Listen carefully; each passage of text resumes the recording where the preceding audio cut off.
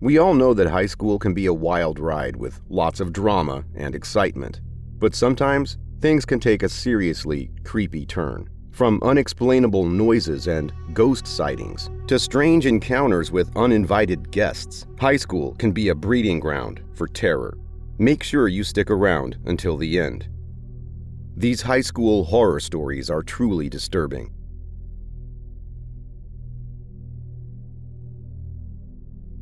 This story goes back to when I was a sophomore at Phoenix High School in Riverside, California. It was the end of our semester, and everyone was looking forward to the start of summer break, especially the freshmen. I remember it was my first year of high school, and it wasn't easy. Everything's new, people are different, and all of a sudden it's like you're in a whole other world. Luckily, I had baseball practice to keep me occupied. Anyway, I was excited to be free from school for a few months to focus on some music stuff I was starting to get into. But little did I know that someone's summer would be a lot different than the rest of us. There was this kid, his name was Alex. He was a freshman, a bit of a loner. I never really saw him hanging out with anybody. I remember seeing him around school, always just keeping to himself, but I never actually spoke to him. I wasn't exactly the most popular kid at school either, and with how cutthroat some of these kids were, I wasn't gonna risk getting bullied by the seniors for being a loner. I'm sorry to say it's because of this that I really avoided getting to know him much better. But I remember thinking he seemed like an okay dude. Looking back, I wish I had stepped forward and become his friend.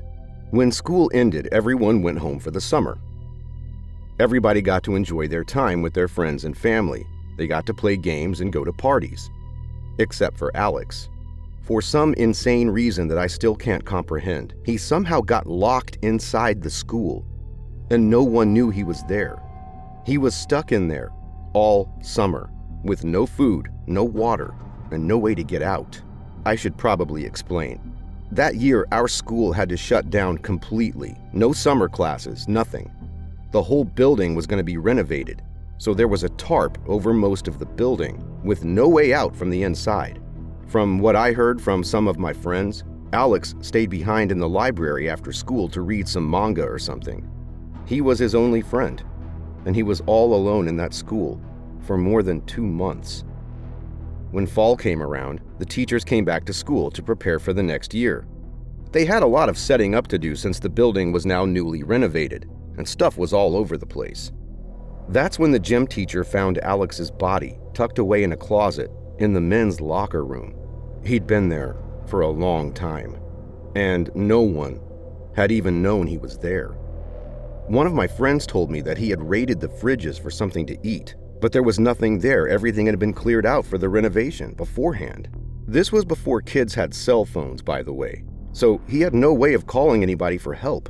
He was trapped in a dark, empty school for months with no way out. It's a terrifying thought, and it still gives me chills to this day. It's hard to believe that something like that could have happened in my old high school. Rest in peace, Alex. You deserved better than what you got. Birmingham High is known for its history, but something was unnerving about that place.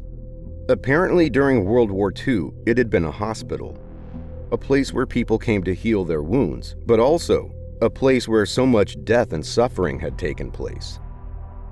I remember hearing stories from the seniors about how you could hear strange noises if you stayed past 5 p.m.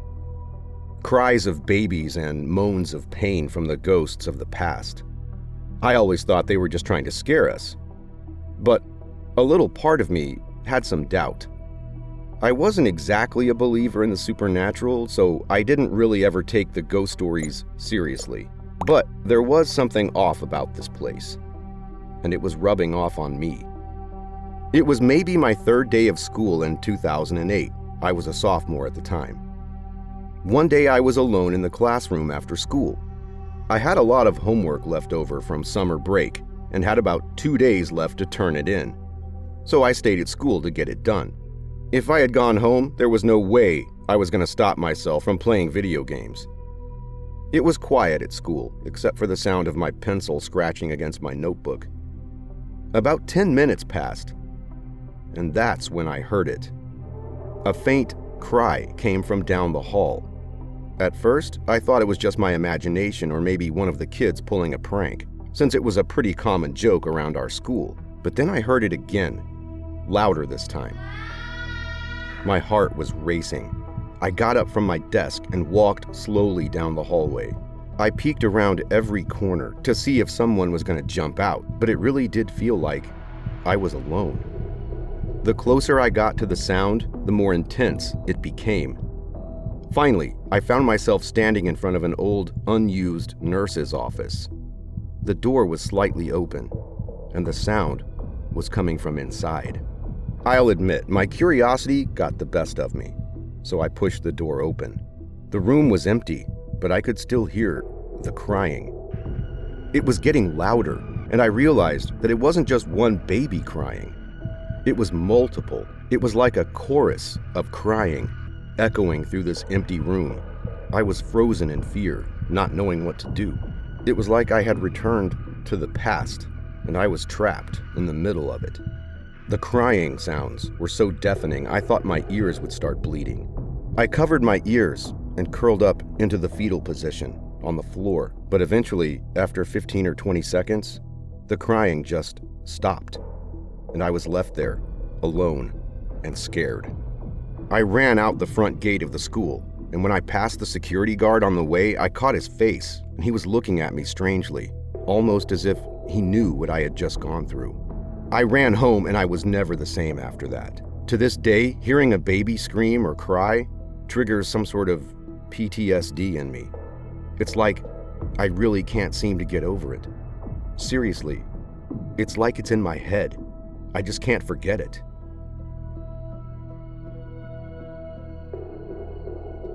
I was a freshman at Westgate High School here in LA, and it was my first week of classes. A group of us were hanging out in the Student Union building, now known as the Communication Building. That was when someone mentioned the ghost of a girl named Anastasia, who haunts the top floor. I know, silly, right? It felt super cliche to me at the time, but how wrong was I? According to the story, she had been stood up for a dance to her prom in some sort of elaborate scheme that the jocks planned against her. Apparently, everyone laughed and bullied her for it, and eventually she had had enough. She had gone upstairs to the very top floor of the building, and in a moment of despair, she took her own life.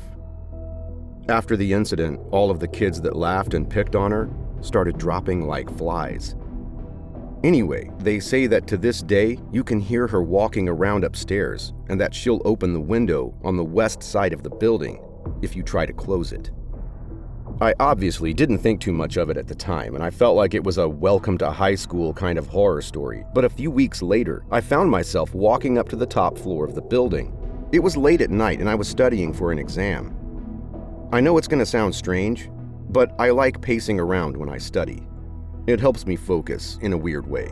As I was walking, I could hear my own breathing echoing through the empty hallways. Suddenly, I heard footsteps coming from upstairs.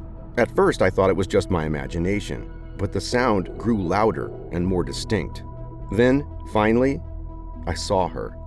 I saw a female figure in gray standing on the edge of the roof in the opposite building. I couldn't make out her face, but I just knew that there couldn't have been anyone else over there. It must have been Anastasia, the girl from the story. I wanted to run out of there, but something came over me. If I had to describe it, it felt like I was at peace after seeing her just stand there. Like I lost the strength from my body and just wanted to watch her just a little bit longer. I really can't tell you how long I was there, but it felt like hours had gone by. She didn't move at all during the whole ordeal. She didn't look at me, she didn't make a sound. She was just staring, straight ahead, like she was trapped in the moment she threw herself off the building. After some time, it felt like I had regained consciousness or something, even though I was fully awake. A part of me didn't want to stop looking at her, but after the sun came up, she faded away.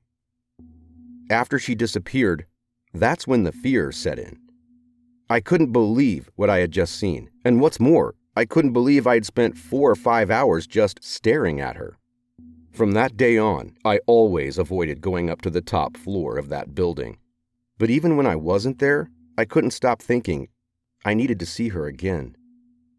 If you thought these stories were scary, then make sure you watch this next video here if you really want to be scared.